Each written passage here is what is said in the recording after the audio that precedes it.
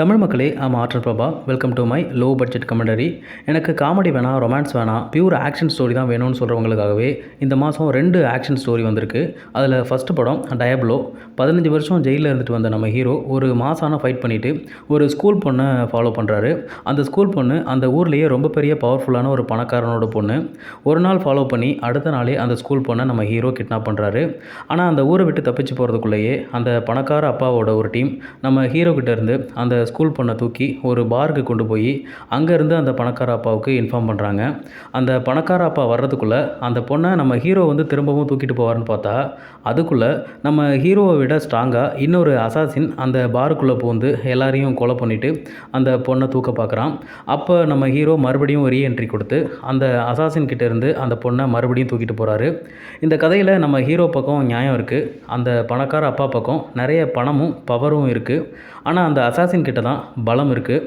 இப்போது அந்த ஸ்கூல் பொண்ணு யார், நம்ம ஹீரோ யார், நம்ம ஹீரோவுக்கும் அந்த ஸ்கூல் பொண்ணுக்கும் என்ன சம்மந்தம், நம்ம ஹீரோவுக்கும் அந்த பணக்கார அப்பாவுக்கும் நடுவில் வர்ற அந்த அசாசின் யார், ஏன் எல்லோரும் அந்த ஸ்கூல் பொண்ணை துரத்துறாங்க, கடைசியில் அந்த ஸ்கூல் பொண்ணுக்கு என்ன ஆச்சு அப்படிங்கிறத விறுவிறுப்பாக கிளைமேக்ஸ் வரைக்கும் கொண்டு போயிருக்காங்க. எக்ஸ்பெண்டபிள் படத்தில் ஜாசன் ஸ்டாத்தம் பேஸ்கெட் பால் கோர்ட்டில் ஒரு ஃபைட் சீக்வன்ஸ் பண்ணியிருப்பார். எக்ஸ்பெண்டபிள் மூவி சீரீஸில் எத்தனையோ பிரம்மாண்டமான ஆக்ஷன் சீக்வன்ஸ் எல்லாம் வந்தாலும் இந்த பேஸ்கெட் பால் ஃபைட்டுக்கு மட்டும் இன்னும் ரசிகர்கள் மத்தியில் 5 ஸ்டார் ரேட்டிங் இருக்குது. திரும்ப அந்த மாதிரி ஒரு ஃபைட் சீக்வன்ஸை நல்ல கதையோடு பார்க்க முடியாதுன்னு நினச்சிட்டு இருக்க ரசிகர்களுக்கு இந்த டயப்லோ படம் ஒரு விஷுவல் ட்ரீட்டாக இருக்கும். எல்லாத்துக்கும் மேலே கிளைமேக்ஸில் திரைக்கதையிலையும் நாம் எதிர்பார்க்காத ஒரு ட்விஸ்ட் வச்சுருக்காங்க. கிளைமேக்ஸில் வர்ற ஃபைட் சீக்வன்ஸ்லையும் நாம் எதிர்பார்க்காத ஒரு ட்விஸ்ட் இருக்குது. பார்க்காதவங்க ஒரு தடவை பாருங்கள், கண்டிப்பாக ஒரு நல்ல ஆக்ஷன் ஸ்டோரி பார்த்த அனுபவம் கிடைக்கும். இந்த வீடியோவில் நாம் பார்க்க போகிற இன்னொரு pure action story last samurai standing அப்படிங்கிற ஒரு ஜாப்பனீஸ் வெப் சீரிஸு. புஜபல பராக்கிரமசாலியான நம்ம ஹீரோவுக்கு தெரிஞ்ச ஒரே தொழில் போர் தொழில் தான். எண்ணூறுகளில் துப்பாக்கி கலாச்சாரம் மெல்ல தலை தூக்கும்போது போர்வாள்களோடு சேர்ந்து சாமுராயனமும் மெல்ல மெல்ல அழிய ஆரம்பிக்குது. அரசாங்கம் போர்வாள்களை பறிமுதல் செய்கிறாங்க. ஜாப்பனீஸ் மட்டும் இல்லாமல் உலகமே வியந்து பார்த்த சாமுராயினம் போர்வாள்களோடு சேர்ந்து அவங்களோட மதிப்பையும் இழந்து வறுமையால் சொந்த நாட்டிலேயே கொஞ்சம் கொஞ்சமாக அழிக்கப்படுறாங்க. இதுக்கு தலை சிறந்த சாமுராய் வீரனாக இருக்க நம்ம ஹீரோவும் விதிவிலக்கு இல்லை. காலர நோயால் தன்னோட ஒரு மகனை இழந்து உயிருக்கு போராடிக்கிட்டு இருக்க மனைவியையும் இன்னொரு குழந்தையையும் காப்பாற்றுறதுக்காக ஒரு காலத்தில் எதிரிகளோடு போராடிட்டு இருந்த ஹீரோ இப்போ வறுமையோடு போராடிக்கிட்டு இருக்காரு. அந்த நேரம் பார்த்து போரில் உயிர் பிழைச்ச சாமுராய் வீரர்களுக்காக அரசாங்கத்திலிருந்து ஒரு போட்டியில் கலந்துக்க சொல்லி அழைப்பு வருது. வெற்றியாளர்களுக்கு 1 லட்சம் பரிசு தொகையாக அறிவிக்கப்படுது. அந்த போட்டியில் கலந்துக்கிட்டு நம்ம ஹீரோ மற்ற போட்டியாளர்களை தோற்கடித்து பரிசு தொகையை வாங்கி தன்னோட மனைவியையும் குழந்தையையும் காப்பாற்றுறாரா இல்லையாங்கிறது தான் இந்த கதையோட அவுட்லைன். ஆனால் இந்த கதைக்குள்ளே பல சுவாரஸ்யமான கிளைக்கதைகள் இருக்குது. ஹீரோ சின்ன வயசில் அனாதையாக இருக்கார்.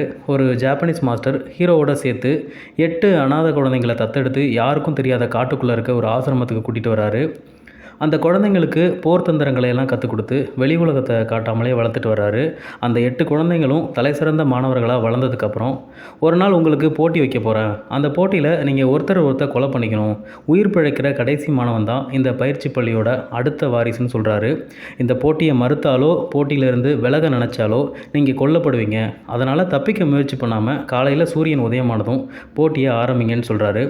ஹீரோ சின்ன வயசில் இந்த போட்டியிலேருந்து எப்படி உயிர் பிழைக்கிறாரு, அவர் வளர்ந்து ஒரு பெரிய சாமுராய் வீரனாக மாறினதுக்கப்புறம் தன்னோட மனைவியையும் குழந்தையும் காப்பாற்றுறதுக்காக அரசாங்கம் நடத்துகிற இதே மாதிரியான இன்னொரு போட்டியில் எப்படி உயிர் பிழைக்கிறாரு, இதை தான் ஃபஸ்ட்டு 6 எபிசோடில் சொல்லியிருக்காங்க. ஆரம்பத்தில் இந்த கதை ஸ்குவிட் கேம் தான் ஆரம்பிக்குது. ஆனால் 2வது எபிசோட்லேருந்து இந்த கதை ஜப்பானிய அரசாங்கத்தையே புரட்டி போடுற ஒரு ஸ்ட்ராங்கான கதையாக மாறுது. வழக்கமாக நாம் பார்க்குற ஜாப்பனீஸ் கொரியன் மூவிஸில் ஹீரோ வில்லனை தவிர மற்ற எல்லா கதாபாத்திரங்களோட முகமும் கிட்டத்தட்ட ஒரே மாதிரி தான் இருக்கும். அந்த கதாபாத்திரங்களோட நம்மளால் அவ்வளோ சீக்கிரம் கனெக்ட் ஆக முடியாது. ஆனால் இந்த வெப் சீரிஸை பொறுத்த வரைக்கும் ஏராளமான கதாபாத்திரங்கள் இந்த கதைக்குள்ளே இருந்தாலும் ஒவ்வொரு கதாபாத்திரத்தையும் மெனக்கட்டு தனித்துவமாக உருவாக்கியிருக்காங்க.